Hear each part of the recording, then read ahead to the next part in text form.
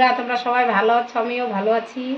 দেখতে পাচ্ছ আজকে নিয়ে আসছি এই যে তোমাদের কাকু বাজারে থেকে যে বড় বড় মাছ নিয়ে আসছে।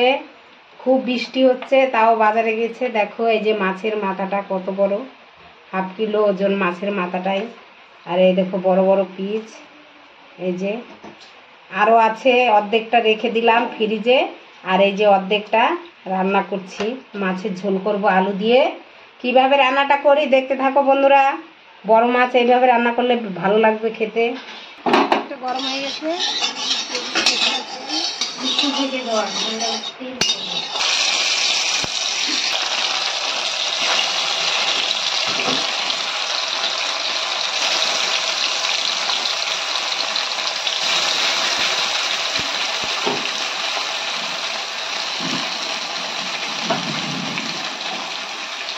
বাইরে যেতে পারছি না, রান্নাঘরে খুব বৃষ্টি হচ্ছে ওখানে, তাই যেতে পারছি না। তাই এই বড় ঘরেই আমি এই যে গ্যাসে রান্না করছি।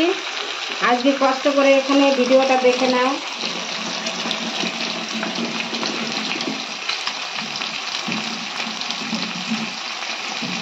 পুরা মাছটা ভাজা হয়ে গেছে, এক লাল করে ভেজে নিব। ভিডিও তো সামান্য একটু হলুদ গুঁড়ো দিয়ে দিচ্ছি, একটু লবণ।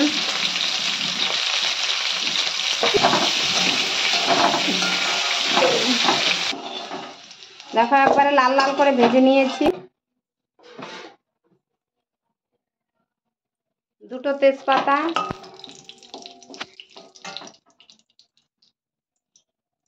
দিয়ে দিব একটু জিরা, 1টা শুকনো লঙ্কা, আদা বাটা।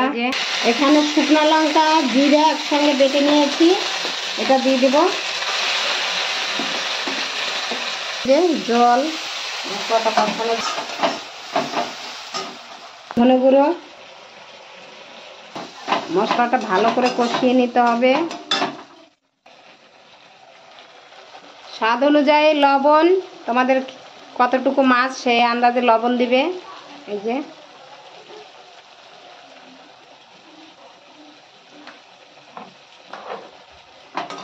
দিয়ে ভালো করে কষিয়ে নেব।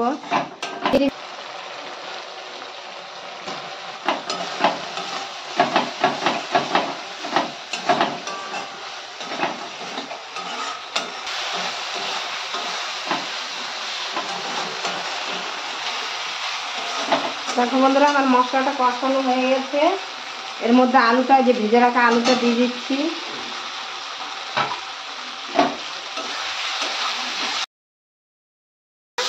আমার এই যে আলুটা কষানো হয়ে গেছে, এই যে জল দিয়ে দিচ্ছি। জলটা একটু বেশি দিব, আলু তো তাই একটু পাতলা ঝোল করব। আলু দিয়ে মাছের ঝোল, পাতলা আলু দিয়ে মাছ দিয়ে পাতলা ঝোল করলে বেশি টেস্টি হয়।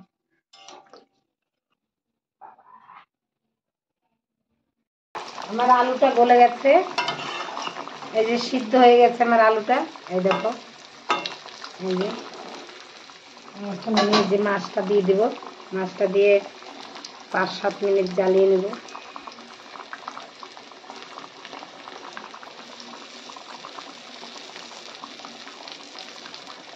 দিয়ে ঢাকবে না বন্ধুরা, তাহলে মাছগুলো ভেঙে যাবে।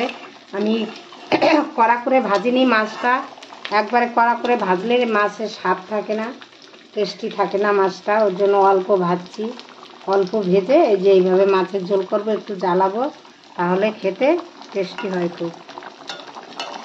একদম অতিরিক্ত কড়া ভাজা মাছ তরকারি রান্না করলে ভালো লাগে না। মাছের ঝোল হালকা ভেজে মাছের ঝোল করবে বন্ধুরা, দেখবে খেয়ে দেখবে খুব টেস্টি হয়। আর খুব কড়া। দেখো বন্ধুরা, আমার মাছের ঝোলটা হয়েছে, একটু গরম মশলা দিয়ে নামিয়ে দিচ্ছি।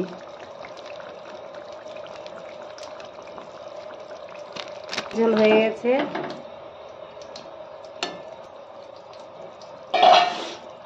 নামিয়ে নিচ্ছি মাছের ঝোলটা।